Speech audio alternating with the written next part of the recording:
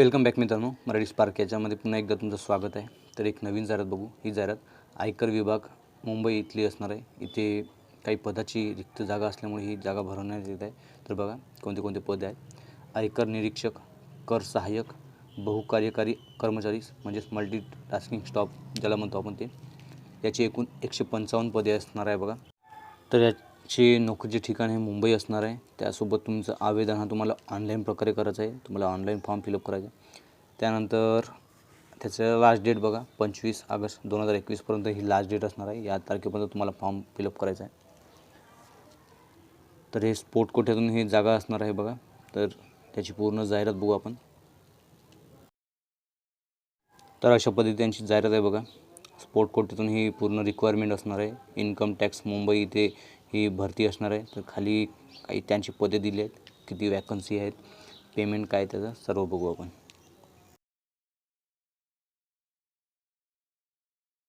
तर पहिला बघा inspector of income tax inspector बघा. त्याची एकूण 8 पदे असणार आहे. याचं पेमेंट स्केल कसा असणार आहे बघा. 44,900 ते 1,42,400 रुपयापर्यंत पेमेंट असणार आहे बघा. त्यानंतर दुसरा टॅक्स असिस्टंट, याची एकूण 83 पदे असणार आहे. याचे पेमेंट स्केल 25,500 ते 81,100 रुपये असणार आहे. त्यानंतर मल्टीटास्किंग स्टाफ, याची एकूण 64 जागा आहे. तर यासाठी पेमेंट स्केल 18,000 ते 56,900 रुपयापर्यंत असणार आहे बघा. त्यानंतर तुम्हाला ऑनलाईन अप्लिकेशन करायचं आहे. त्याची साईट दिली आहे बघा खाली. तर www.incometaxmumbai.government.in किंवा www.incometaxmumbai.in या दोनपैकी कोणत्या एका वेबसाईटवर तुम्ही जाऊन ऑनलाईन फॉर्म फिलअप करू शकता. तर हा ऑनलाईन फॉर्म फिलअप करण्याची शेवटची तारीख ही 25/8/2021 असणार आहे बघा. तर या तारखेपर्यंत तुम्हाला फॉर्म फिलअप करायचा आहे.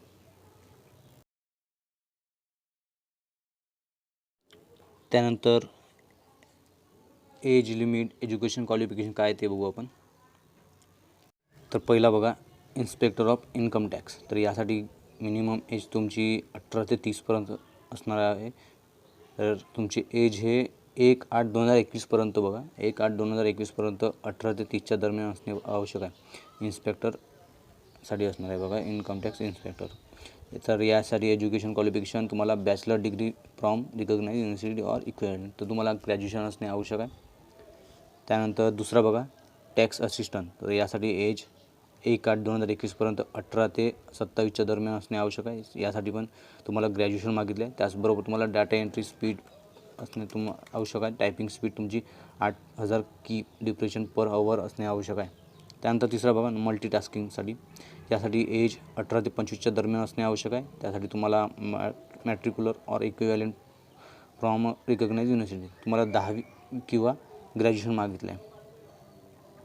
त्यानंतर बघा, तर हे भरती स्पोर्ट कोट्यानं असल्यामुळे तुम्हाला प्रत्येक याच्यात कोणत्या ना कोणत्या स्पोर्टमध्ये असणे आवश्यक आहे. तुम्ही स्टेट लेवलचे किंवा नॅशनल लेवलचे म्हणा किंवा इंटरनॅशनल लेवल तुम्हाला खेळणे आवश्यक आहे. तेव्हाच तुम्ही ह्या फॉर्म फिलअप करू शकता. कोणी पण हा फॉर्म फिलअप नाही करू शकतो. फक्त खेळाडूंसाठीच हा फॉर्म फिलअप करायचा आहे.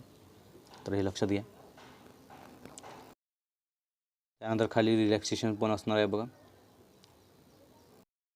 तर age limit, upper age limit relaxation up to maximum of 5 year for unreserved or OBC. Unreserved किंवा OBCसाठी 5 वर्ष सूट असणार आहे. त्यासोबत 10 वर्ष SC आणि STसाठी असणार आहे बघा. त्यानंतर तिसऱ्या पॉईंटमध्ये बघा, departmental candidate will be 3 year continuous service in central government can be apply up to the age 45 year for SC or ST. जर तुम्ही डिपार्टमेंट थ्रू जर लागत असाल तर तुम्हाला 40 वर्षापर्यंत फॉर्म फिलअप करू शकता आणि SC ST असाल तर 45पर्यंत. तरी तुम्हाला 3 वर्ष तरी तुम्हाला त्या सर्व्हिस द्यावी लागेल. 3 वर्ष तुम्हाला झाले असले आवश्यक आहे सेंट्रल गव्हर्नमेंटच्या जॉबसाठी तुम्हाला.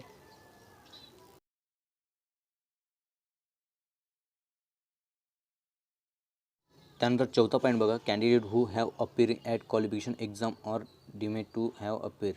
तर बघा, जर तुम्ही स्पोर्ट्समॅन असाल किंवा तुम्ही नॅशनल लेवल म्हणा की स्टेट लेवल खेळाडू असाल, पण तुमचं अपिअरिंग चालू आहे, जसं ग्रॅज्युएशन सुरू असेल तर तुम्ही तरी फॉर्म फिलअप करू शकता. तर हे पूर्ण वाचा इथे महत्त्वाचे दिले आहे. तर त्याचसोबत बघा तुम्हाला प्रूफ पण द्यावे लागेल. जेव्हा तुमचा व्हेरिफिकेशन होणार तेव्हा तुम्हाला प्रूफ द्यावं लागेल, पासिंग झालेलं प्रूफ द्यावे लागेल बघा. At the time documents verification और ग्राउंड और प्रोफेशन टेस्ट, किंवा तुम्हाला ग्राउंड और प्रोफेशन टेस्ट पण होणार आहे बघा. यामध्ये जर तुम्ही फेल झाले तर तुम्हाला सिलेक्शनमधून काढण्यात येणार, तुम्हाला रिजेक्ट केले जाईल. त्यानंतर 5वं बघा, candidate must be citizen of India, जर तुम्ही भारतीय नागरिक असणे आवश्यक आहे 5व्या पॉईंटमध्ये. त्यानंतर पुढे यानंतर खाली स्पोर्ट्सचे नाव दिले, तर तुम्ही कोणत्या कोणत्या स्पोर्ट्समधून, ज्या स्पोर्ट्समधून तुम्ही केलं तर पूर्ण स्पोर्ट दिले आहेत बघा.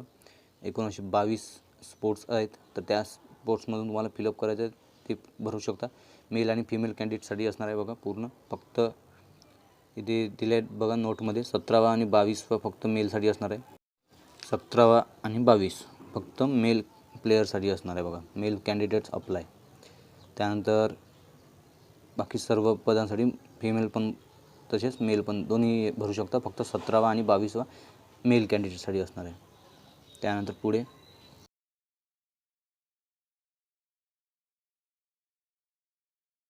त्यानंतर स्पोर्ट्स एलिजिबिलिटी बघा. तरी हे तर तुमच्याकडे असणेच आवश्यक आहे. हे नसेल तुमच्याकडे तर फॉर्मच नाही भरू शकत. हे आणि तुमच्याकडे जे आधी क्वालिफिकेशन मागितलं होतं, ग्रॅज्युएशन म्हणा की टायपिंग वगैरे ते मागितले ते, तर हे 2 कंबाईन असणे आवश्यक आहे तुम्हाला. तर स्पोर्ट्समॅन पहिला पॉईंट बघा, sportsman who have represent a state और कंट्री इन अ नॅशनल और international competition in any game और स्पोर्ट्स मेन्शन इन पॅरा 2. तर तुमच्याकडे स्टेट किंवा कंट्री किंवा इंटरनॅशनल कॉम्पिटिशनमध्ये तुम्ही जर भाग घेतले किंवा त्याचे रिप्रेझेंट केले तर ते तुमच्याकडे सर्टिफिकेट असणे आवश्यक आहे. त्यानंतर दुसरा, sportsman who represent university in international continental inter university tournament conducted by inter university sports board in any sports और गेम मेन्शन इन पॅरा 2. तर हे युनिव्हर्सिटीसाठी असणार आहे. त्यानंतर तिसरा आहे रिप्रेझेंट स्टेट लेवल स्कूलसाठी असणार आहे किंवा नॅशनल स्पोर्ट्स गेमसाठी असणार आहे. आणि चौथा बघा, sportsman who have award national award in physical efficiency under the national physical efficient drive. तर हे नॅशनल अवॉर्ड इन फिजिकल एफिशियन्सीसाठी असणार आहे. तर याच्या पण सर्टिफिकेट तुम्हाला जोडून द्यायचं आहे. तर नंतर कॉम्पिटिशन जे केले असेल तुम्ही त्याचे ऑथोराईट अवॉर्डिंग सर्टिफिकेट आणि याचे फॉर्म जो आहे तुम्हाला एक लिंक आहे त्याच्यावरून तुम्ही घेऊ शकता आणि तिथे तुम्हाला यांची सिग्नेचर घ्यावी लागेल. तर बघा, इंटरनॅशनल कॉम्पिटिशन त्यासाठी तुम्हाला secretary of national award federation of the game concert याचे ऑथॉरिटी हे असणार आहे. त्यासाठी अनेक्सर हा पहिला फॉर्म फिलअप करायचा आहे. फॉर्म नंबर 1 असणार आहे हा भाग. तर सर्व याची लिंक तुम्हाला खाली डिस्क्रिप्शनमध्ये दिली आहे, तर तिथून तुम्ही ते डाउनलोड करून तुम्ही फॉर्म फिलअप करू शकता. त्यानंतर national award, inter university tournament, national sports game for school, तर हे सर्व तिथे दिले आहे बघा. तर त्यांच्याकडून तुम्ही मागू शकता.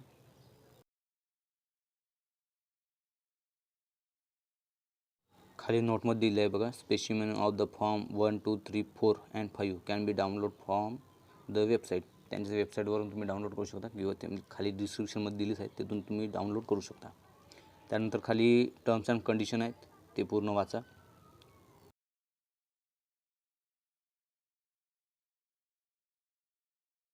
तर तुम्हाला ऑनलाईन फॉर्म फिलअप करायचं आहे, त्याच्या व्यतिरिक्त तुम्हाला कोणतंच काही दुसऱ्या व्यतिरिक्त नाही. जर ऑनलाईन फॉर्म नसेल पाठवले, तुम्ही ऑनलाईन फॉर्म नाही भरले तर तुमच्यावर रिजेक्ट पण होऊ शकतो. त्यानंतर या चौथ्या पॉईंटमध्ये बघा, the point should be upload along with the application. तर तुम्हाला अपलोड करायचे आहे बघा कोणते, the under mention form duly fill up and sign by represent sports authority as mention in para 4 of this instruction.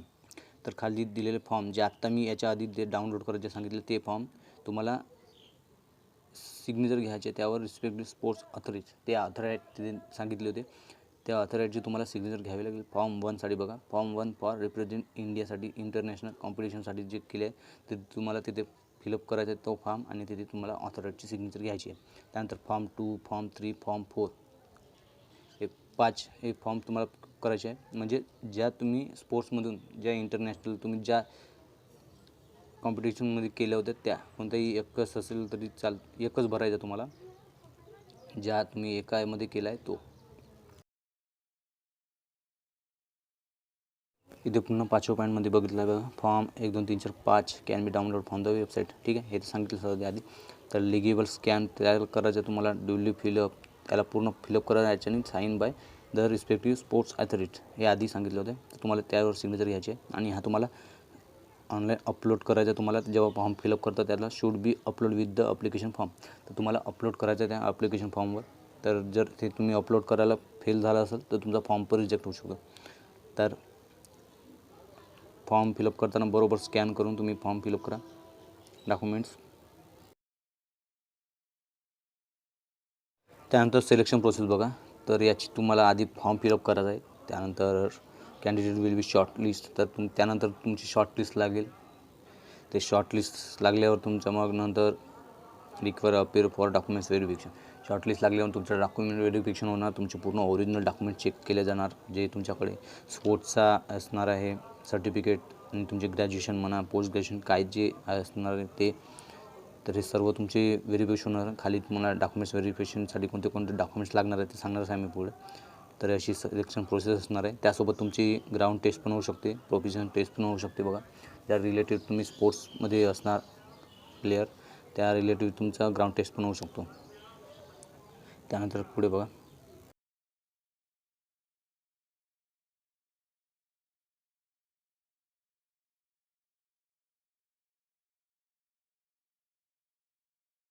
इथे 7वा पॉईंट बघा, कोणते कोणते डॉक्युमेंट्स व्हेरिफिकेशन होणार आहे बघा. जेव्हा तुम्ही डॉक्युमेंट्स व्हेरिफिकेशनला तुम्हाला बोलवण्यात जाणार तेव्हा बघा, तर तुम्हाला सर्व ओरिजिनल डॉक्युमेंट्स व्हेरिफिकेशन होणार आहे बघा.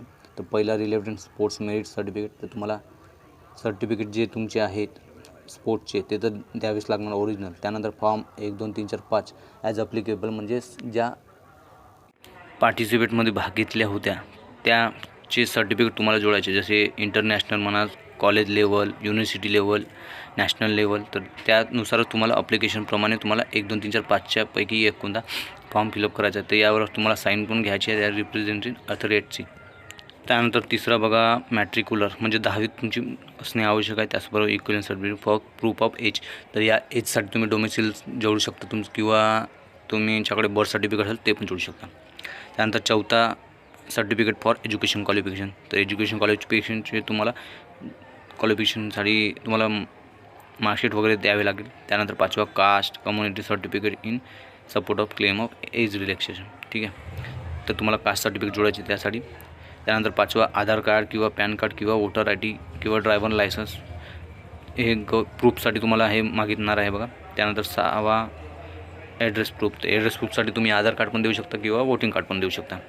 ठीक आहे, तर हे सर्व तुम्हाला ओरिजिनल डॉक्युमेंट्स व्हेरिफिकेशन होणार आहे. 7पैकी तुम्हाला 7 तुम्हाला न्यायचे आहेत. तिथे ओरिजिनल डॉक्युमेंट्स व्हेरिफिकेशन होणार आहे बघा तिथे. तर अशा पद्धतीची पूर्ण जाहिरात बघा, पुढे पण दिली आहे तिथे. तर अशा पद्धतीने त्यांची जाहिरात होती. तर पूर्ण PDF वाचा मित्रांनो. तर व्हिडिओ आवडल्यास लाईक करा, चॅनलला नवीन असेल चॅनलला सबस्क्राईब करा. धन्यवाद. जय हिंद, जय महाराष्ट्र.